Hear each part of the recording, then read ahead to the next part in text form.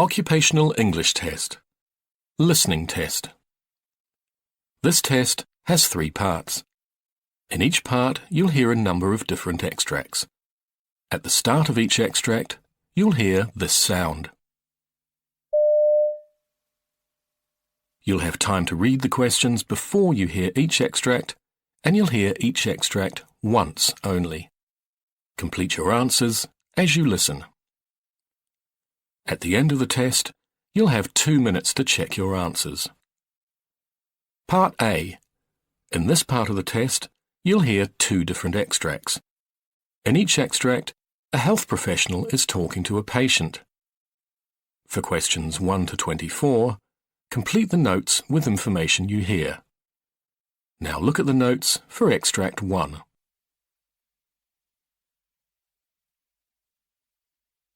Extract 1. Questions 1 to 12. You hear a physiotherapist talking to a patient called Miss Wayne. For questions 1 to 12, complete the notes with a word or short phrase. You now have 30 seconds to look at the notes.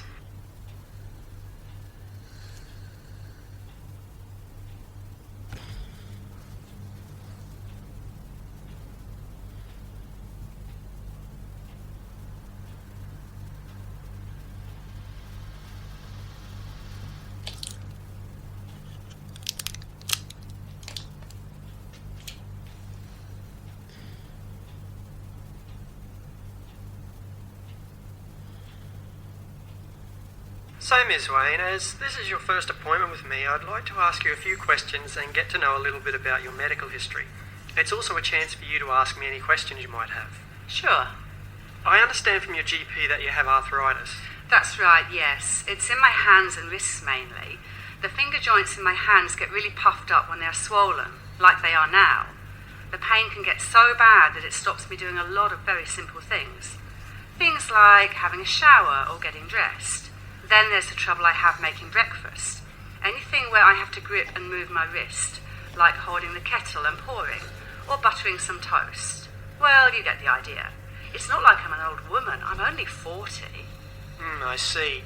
Tell me about your work. I used to be a hairdresser, but I had to give it up after my hands started getting really bad. I couldn't just sit around the house and do nothing, though. So now I go to the local primary school where my kids are and help the children with their reading. And just lately, I've started helping out on the telephone helpline for people with disabilities. They have these special hands-free phones, so it means I can do the work without needing to use my hands so much. It's only a volunteer position, but I really feel like I'm doing something worthwhile. Is your mobility affected at all by the arthritis? I do have trouble getting in and out of bed or out of a bath. I also need help getting out of a chair if it's a bit low.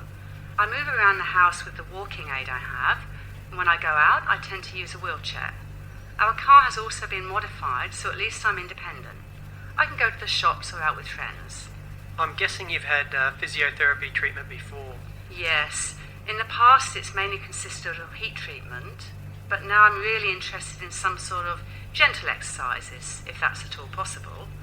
I also really want to make sure that my hand splints are still helping and not making the condition worse.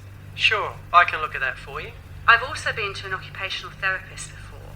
I needed help when things started getting really difficult around the house. I found her very helpful.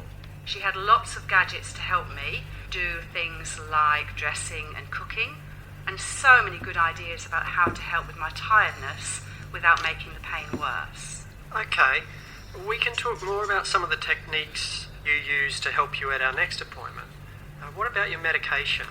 I take analgesics for the pain mainly these days. I used to take those anti-inflammatory drugs, but the benefits seemed to wear off and they started making me feel sick, so I had to stop taking them. I do sometimes get a steroid injection, but not very often. It works really well at reducing the pain for a few weeks, but it hurts like hell. Dr. Wong has mentioned a steroid tablet I could take, which will work in a similar way, so we might be looking into that soon. And a couple of times a day I have an analgesic cream that I rub into my hands.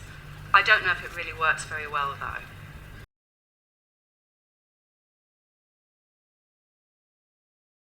Extract 2.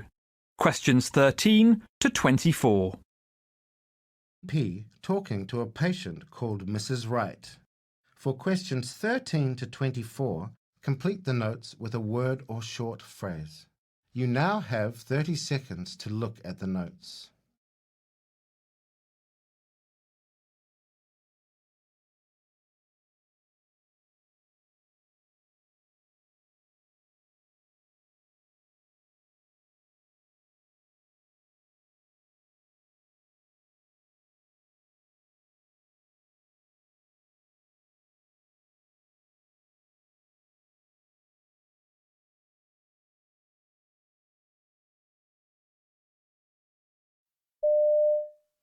Afternoon, Mrs. Wright. I'm Dr. Kildare. Now, unfortunately, your usual GP is away today, so I'm going to help you if that's okay. That's fine. Thank you for seeing me.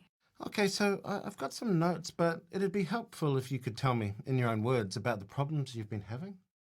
Well, Dr. Grimmett asked me to come back and check in about my foot. I've had gout, you see. Okay, so just remind me, what happened with your gout? Well, the first time was late last year, about 2 or 3 months ago. Dr. Grimmett had to treat me at home. It was pretty bad. I could hardly walk. We used steroids in the end to get a hold of it. I had the prednisone tablets, 30 milligrams for 5 days. Right. All the blood tests showed that I had the tendency to gout from crystals, so Dr. Grimmett gave me the allopurinol, trying to calm that down longer term. The doctor said to contact the clinic if it got worse, or come back around now just to check in. Right. So we haven't seen you. Is that a good sign? Well, I had, it was a good job I had the repeat prescription for steroids, because just after Christmas I had a bit of a flare-up again. I suppose I was eating a bit too much rich food and probably had more to drink than normal, but I have been watching it a bit. The doctor recommended I drink more water. He said 8 glasses, a couple of litres, and I've been trying, but it's a lot, you know, and I'm busy, so I don't think I drink more than 6 glasses through the day, but it's definitely more than before. Right. Well, that's really good to hear. Water can definitely help, so it's great that you're keeping that up. Sorry, do you mind just describing where the swelling was when you had it? Yeah, sure. Well, both times it started down the side, kind of at the base of the second toe on my left foot there, and then the whole foot swelled up across my smaller toes to the outside of my foot. Ah, I see. And both times I started getting a lot of pain, and it was all kind of spreading down from that area, and it went across the toes and started swelling up quite badly, really hot and inflamed. But it never goes to the big toe. So the second time, it never swelled up quite as bad as it did before, but I think I caught it in time when I went and got the steroid tablets from the chemist. Ah, good. So how long did it take to settle down once you started the tablets? It was a lot better than last time. I went straight back down within a week, so it was a lot better. Right, and when it settled down completely, is it back to normal? No, it's never been back to normal. I still have pain on that second toe where it always was right from the start, and I've still got it now. Right, and how are you getting on with the allopurinol? Yes, it seems to be better. I don't have any problems with it. I'm taking them okay, but like I say, that second toe is still giving me a little bit of a problem. I see. At the time, the doctor actually wondered if it might be a stress fracture, but I had a foot x-ray and that was clear. But I just think it's a bit unusual that it's still sore, and at the same time, everything points to gout, and the blood test confirmed that was the most likely thing. But that toe, it isn't the usual joint, as you know, for gout. It's usually the big joint, isn't it? Yes, that's right. The big toe is typical. But when I had the flare-up, the steroids really helped quite quickly. I stopped taking painkillers after 2 days at most. And I feel like it's less severe and we've got a hold of it better. So I guess that means the allopurinol is helping, right? Yes, I think so. So I'm still quite keen to carry on with that tack.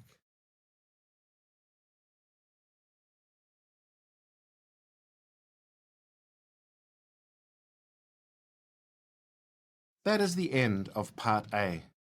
Now turn over and look at Part B.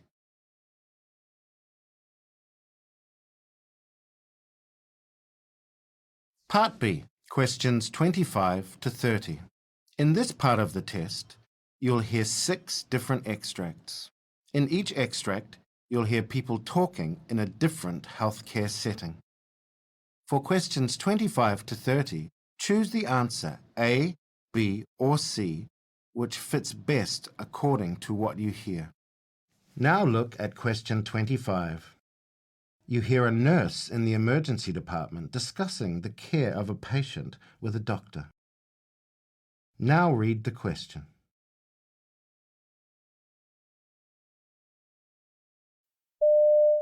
So, who have we got here?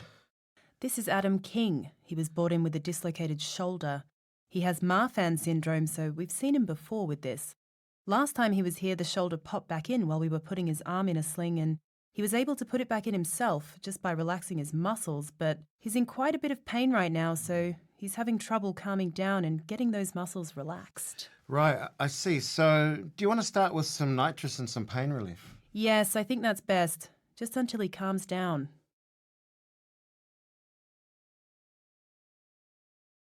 Question 26.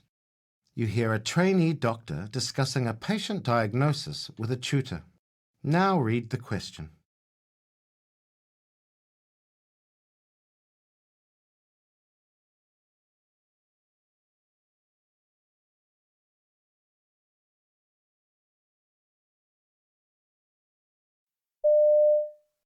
Let's have a quick chat about the diagnosis for Janine in Ward 2. Yeah, I was a bit unsure about that one. Because it's a young patient, it's not going to be diverticulitis or... Well, it's possible, but she is young, so yeah, it's unlikely. So, what do you think? What else could it be? What else happens in the bowel? Something common. Think about common things. Bilateral lower abdominal pain? Because it's like radiating into the back? Yeah, something very much more common than that. Gastroenterological? Yeah? I can't think. Possibly related to diet? Celiac disease? Perhaps, but there's not a lot of other symptoms pointing to that. What else would give you discomfort in the bowel? Lower abdominal pain. I suppose if they're just constipated. Right. Yeah. Constipation.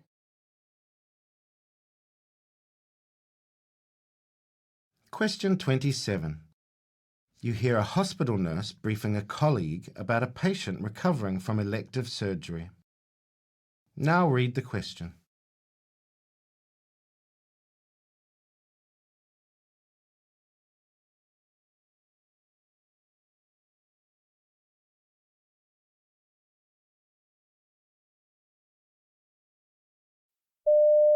So, who have we got in bed 8? Bed 8, Mr. Bernard Chambers, a 50-year-old man, had an elective bilateral inguinal hernia repair this morning. His wound is covered and dry and his post-operative observations are stable. Temp is 37, his blood pressure 140 on 70. He's already started eating a little and his walking is tolerated. Analgesia is written up but he hasn't needed anything. He's planned for discharge tomorrow. His wife can pick him up. And he'll need a sick certificate for work before he leaves. Can you make sure he gets that, please? I asked the ward clerk to copy some post-op information for him, but I haven't had a chance to look through it with him. Question 28. You hear 2 hospital managers talking about an information session for people who want to do voluntary work. Now read the question.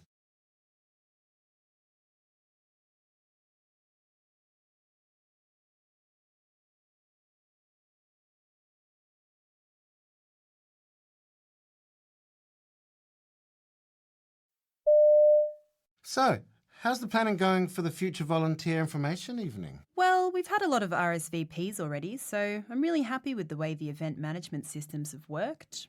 Having a bit of trouble sourcing some good catering, though. Considering that these people are freely giving their time to come and learn what is expected, I really want to provide some nice food and refreshments for them. Have you got any contacts you like using? Yeah, look, that's right. It's a small thing we can do for those participants. I'll tell you what, I'll ask around my team for some recommendations for something a bit special. Great, thanks. I really appreciate it.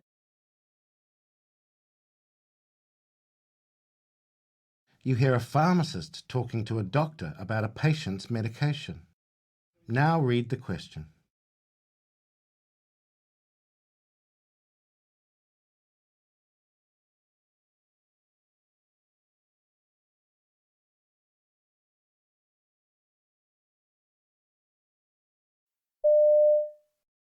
Sorry to bother you, Dr. Anderson. I just wanted a quick word about Mrs. Campbell's prescription. The one for diphenhydramine that you gave her last week. Ah, yes, for her allergies. Yeah, so she's been taking 50 milligram tablets for about a week now. The thing is, she's just been into the pharmacy and she says that the tablets are making her feel really drowsy and her mouth's really dry, ever since she started on the pills. Really? Well, that does happen from time to time. But maybe switching her onto a different medication wouldn't be a bad idea. Okay, I'll look into some options and then run them past you later, shall I? Fine, thanks. Question 30. You hear a doctor advising a patient about a change in medication. Now read the question.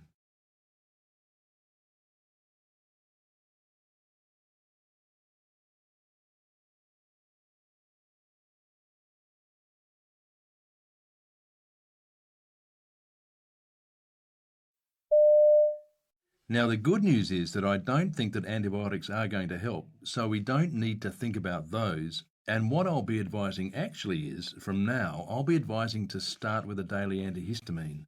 It's called cytarabine. I'll write that down for you because it is cheaper to buy than it is on prescription.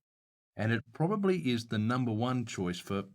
I hope you don't mind this bit of scrappy paper. That's okay, here. that's okay. The number one choice for hay fever at this stage. This is 1 tablet a day. Now, for most people, it's absolutely fine.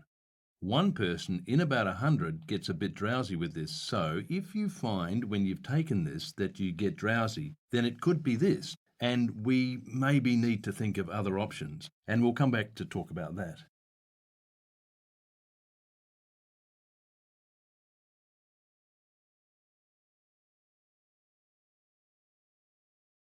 That is the end of Part B.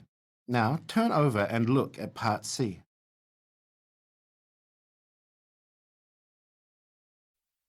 Part C.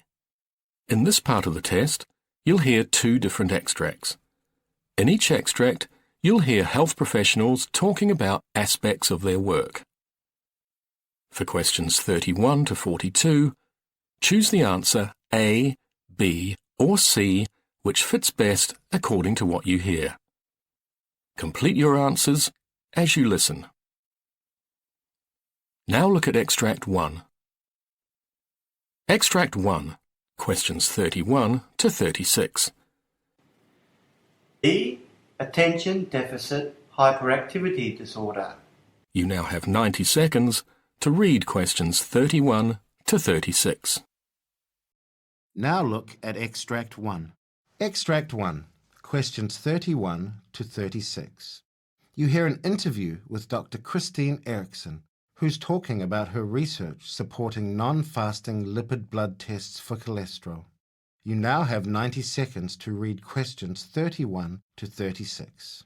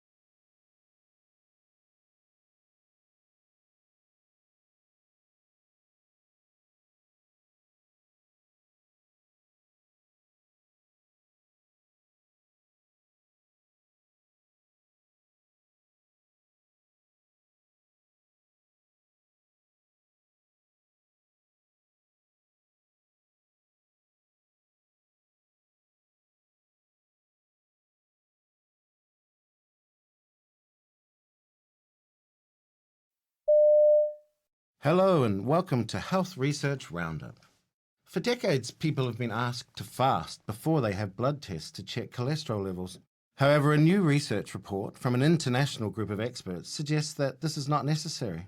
To discuss this research, my guest today is Christine Eriksson from Copenhagen University Hospital, who was a lead author of the study. Christine, welcome. Thank you very much. So why did we ever ask people to fast for blood lipids, for your blood fats? Well, if you ask me, I don't really know, except for that's what we've been doing for so many years. I really tried to read the literature and find some very scientific evidence supporting that it is superior to just taking a random non-fasting blood sample as we do now. And I had problems finding the evidence.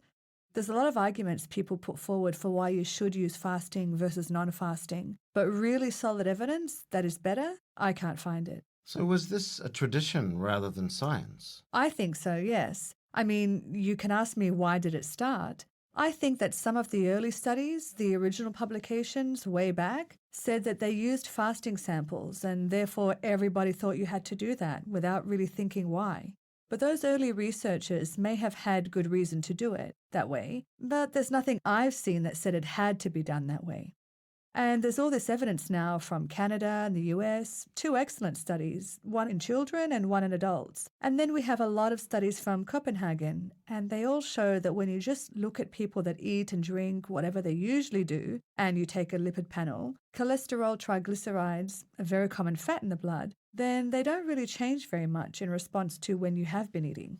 So there is a difference? Yeah, the difference is in millimoles per litre. So it goes up by about 0.3 millimoles per litre. However, in clinical practice, when you look at triglycerides, you're interested in whether it increases 1 or 2 millimoles, not 0.3 millimoles. So that's what's clinically relevant. And even with a bad form of cholesterol, that's not going to make the difference between whether or not they put you on medication? Yeah, that's right.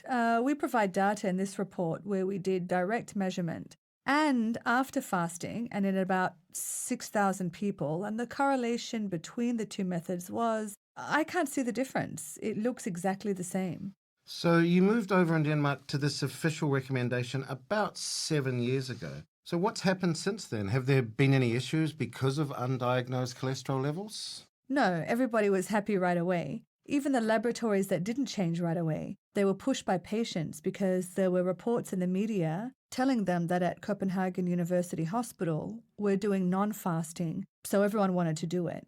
And I can say today, patients, clinicians, laboratories, everyone's happy. Everyone likes it because it's so much simpler. And patients like it because they can go when it suits them to the pathologist, so they're more likely to turn up for their blood tests? Yes, of course. I don't have fantastic good numbers for you, but certainly you hear from so many colleagues that people don't go to have their lipid tests because it's so complicated to fast. And then they have to go to work, to have an important meeting, and they can't do this in the morning. But now, doing a random non-fasting, you can come whenever it suits you.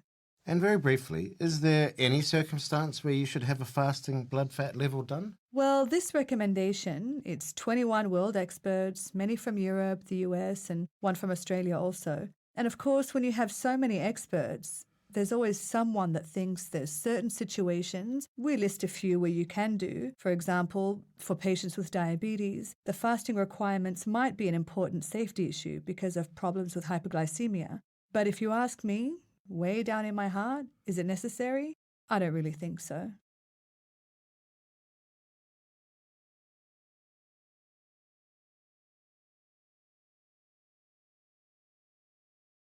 Now turn over and look at Extract 2. Extract 2, questions 37 to 42. You hear a presentation in which a researcher called Dr. Milan Petricevic is talking about the relationship between new technology and medicine in the future.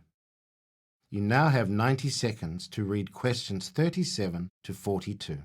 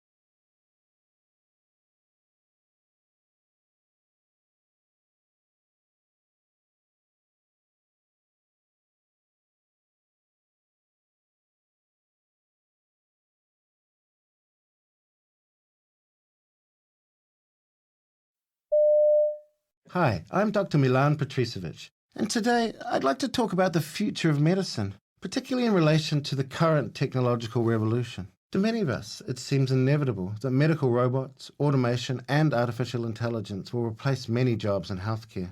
Surgical robots are becoming increasingly more precise, and right now, man-sized robots can lift and move patients and transport them throughout a hospital. Silicon Valley investor Vinod Khosla once said technology would replace 80% of doctors because machines will be more accurate, objective, and cheaper than the average doctor. He added that eventually we won't need doctors at all. However, I disagree. Instead, I think technology in some specialties will finally allow doctors to focus on what makes them good physicians, treating patients and innovating, while automation does the repetitive part of the work. So let's look at some examples of how different areas of medicine will benefit from current technological advances. Take general practitioners as an example. Many doctors choose this specialty today because they have a chance to make a long-term impact on someone's life. And it's true that GPs enjoy tremendous trust from their patients.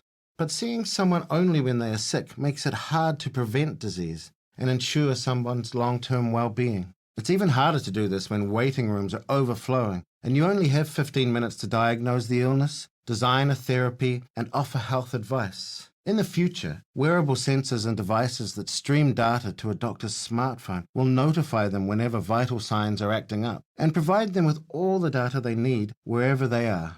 These devices will also ensure doctors only treat patients who really need professional care, making it possible to offer simple treatment advice remotely. In turn, this will increase the time GPs have to treat and advise each patient, building trust and ensuring patients act on a doctor's advice. What's more, smart algorithms will allow GPs to tap expert advice on their patients' conditions and act as a gatekeeper, connecting patients to other specialties. And these are just a few examples.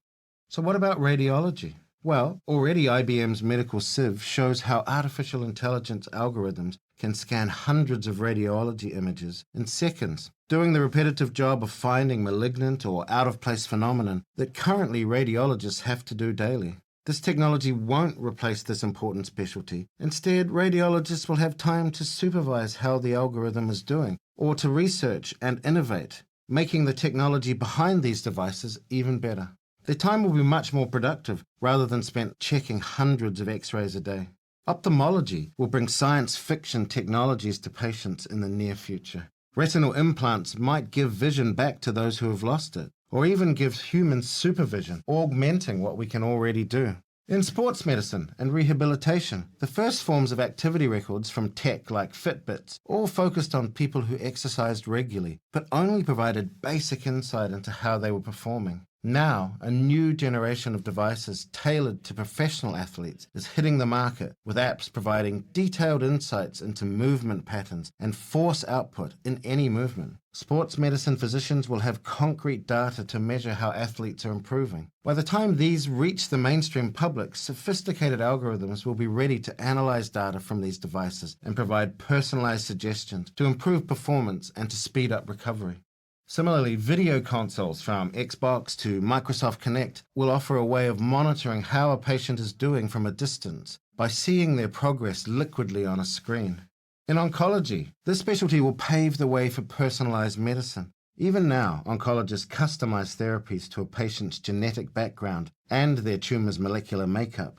Cheaper genome sequencing and measuring blood biomarkers are speeding up this process, with companies like Grail working on fluid biopsies which could filter tumor cells from blood samples. Tumors could soon be diagnosed earlier and analyzed without costly surgery. What's more, artificial intelligence could soon be used to help oncologists understand and even cure cancer. Already, IBM Watson obtains all the relevant information from millions of studies about a patient's case and makes suggestions for treatment plans most likely to work. In the meantime, patients are better informed about the disease thanks to social media communities of fellow patients. These signs all point to a bright future for oncology in partnership with new tech innovations. So what does this all point to? Well, my conclusion would be that, all in all, many jobs will be taken over by robots and automation in the coming years, but at the same time, amazing opportunities will also emerge, especially in medicine. These will require physicians to acquire new skills and improve their existing ones. In my opinion, the majority of specialties will have more time for patients and better insight into disease.